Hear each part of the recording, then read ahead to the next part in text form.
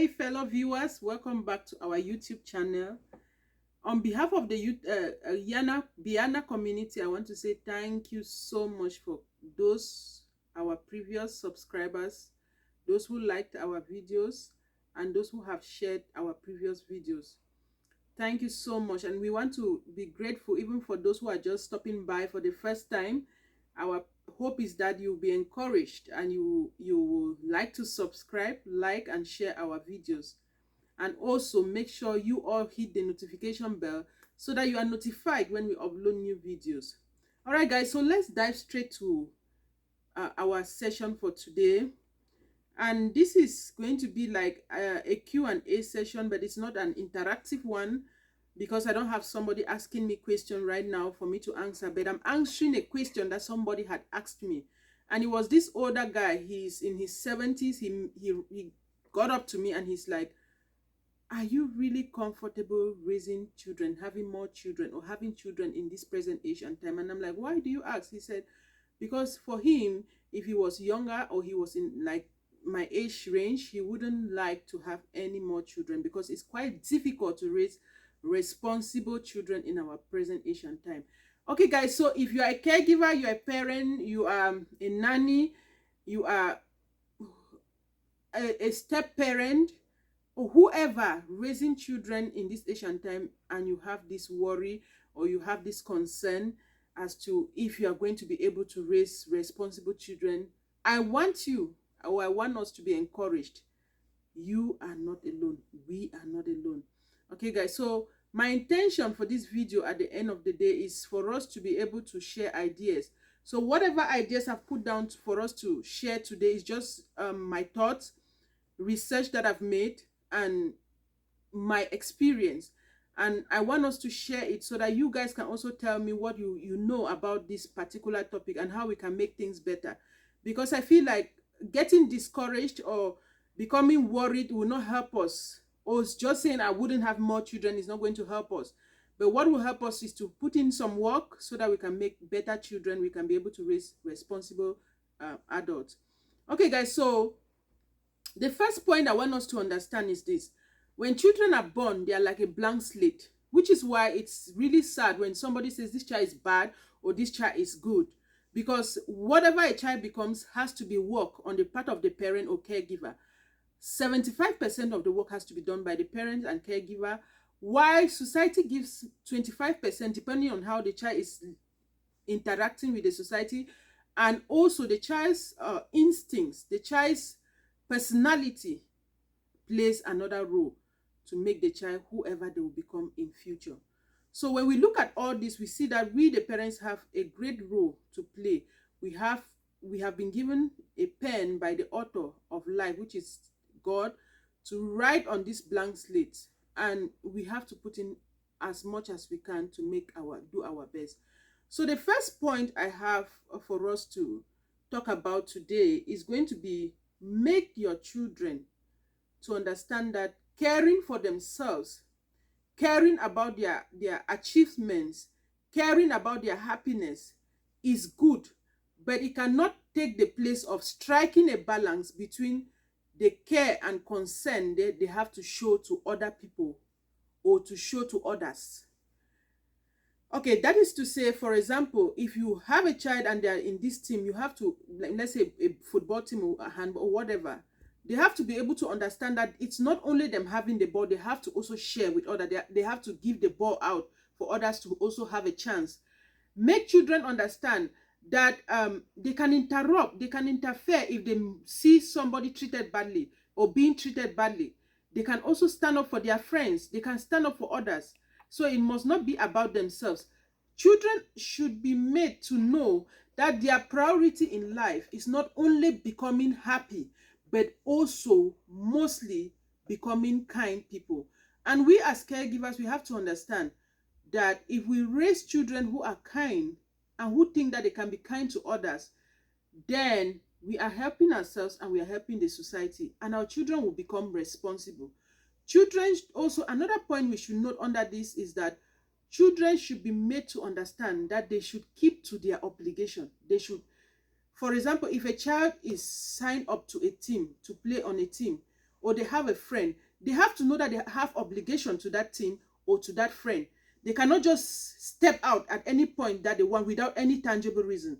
They have to know that the team looks up to them, and they have to meet up with the obligations that they had signed up for when they initially joined the team. Another point children should be made to understand is that their feelings, even if they are sad, they are angry, or they feel tired, they can still be able to address people responsibly. A child should not be made to understand that, okay, if I'm sad, if I'm tired, it is me, this is how I feel, I can just talk to anybody anyhow. No, they still have responsibility even in that state, because whatever they say at that time is going to count to as to who they are. It's going to speak about who they are, not minding the fact that they are sad, they are tired, or whatever. Okay, guys, so the next point, the second point is this: give your children opportunities to practice their gratitude and also be responsible and express caring attitude and responsibility to those around them, like their drivers, their bus drivers, their teachers, and even to you, their parents. Children should be made to know that when they receive, they have to be grateful. Statistics has shown, or research shows, that children who are caring and have a spirit of gratitude are going to grow up as healthy and happy adults.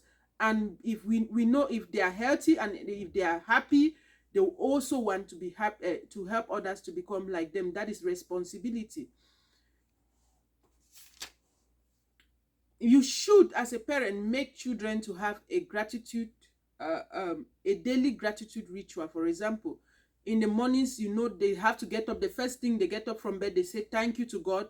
If you guys are a Christian family, they have to thank God, the author of their life. They have to thank God for creating them, for giving them the chance to live. They have to be able to, you call your children out on things they are forgetting. Let them be able to thank their teachers for the lessons they prepare. Children should not understand that, oh, because the teachers are paid to do their work, parents are gave birth to me, it is their responsibility to take care of me. No, whatever we get, or whatever the children get, they have to be made to understand that they have to be grateful for. Okay, so even their drivers, even just in a waiter or a waitress serving them, they have to be grateful to that person, because without that person, they will not enjoy the service they are enjoying. And so when we do that, we will raise responsible adults. The third point is that we should be able to expand our children's circle of concern. What do I mean by this? Okay, let's say when a child is born and the child is being raised in a house, the child knows the uncles, the aunt, the mom, the dad, and people around them, maybe the caregivers that are immediate caregivers around them, and that is their circle of concern. But children should be made to understand that apart from the circle of concern that they have others that are also out of that circle. Like people that they meet, just random strangers, they have to be nice to them too. They shouldn't be nice only to those that are caring for them or being with them. They should be made to understand that they have to be nice. They have to extend love and care and concern even to those out of that circle. They have to be, for example, a child should be made to understand what is happening in the world. For example, if you, a parent, can get into a newspaper, you can get into a magazine, you can get stories about the situation in other countries, and make sure your children know that this is what people are passing through. Let them be able to grow that empathy. They should be able to know that this is feel for others. Try to put themselves in others' shoe, so that they can be able to extend gratitude. They can be able to extend love also to people that are less privileged, or people that do not have the same luck or the same facilities that they have.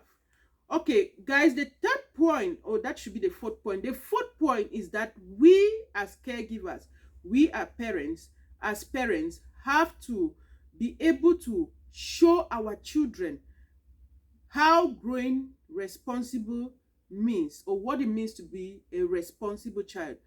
That is from our own way of behavior, our own attitude. Are we parents that own up to our weaknesses? Are we parents that own up to our mistakes?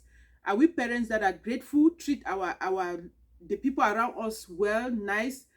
Those are examples we will set. We cannot afford to borrow or buy the saying that people go about saying, oh, do what I say and not what I do, because children grow up or have been noted to take seriously what they see their parents doing, other than what they hear people saying or what their parents ask them to do.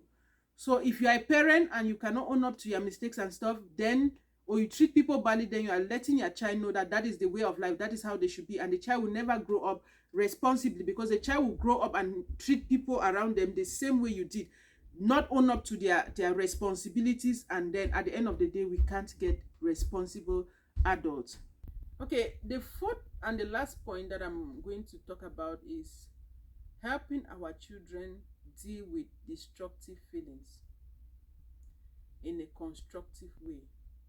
For example, if our children are angry, we can give them tips on how to calm themselves, instead of having to become maybe addicted to a particular thing because they want to use it to calm themselves. Or for example, if a child is angry, we see some children, when they get angry, they are hitting places, they are throwing things, they have this tantrum that is unstoppable. That is not to say the child, that is just what the child knows how to do best. But we as caregivers, we as parents are called upon to teach children simple ways of how to calm themselves. For example, a child may be taught how to like count to 5 when they get angry, or take deep breaths in and breathe out and relax and all of that, so that they can be able to learn how to manage their anger, manage their, maybe when they are sad, manage those feelings in a way that is profitable to them and profitable to others around them. If we don't do that, then they know that they can just express their anger in certain ways. That is the reason why we have some children, they will shoot at somebody just because they are angry. They will destroy so many things just because they are angry. But if they have been taught or from an earlier age on how to manage their anger and manage their sad situation or whatever, they will do better and become more responsible adults in future. Thank you guys so much for spending time to watch this video. I hope you were blessed by it. I look forward to share ideas. I look forward to learn from you too. And bear with us. These are just the first videos. We promise to do the best. The shooting, the speech and everything might not be coherent, but I promise that we are going to be the best. A journey of 10,000 miles begins with a step. God bless. Bye.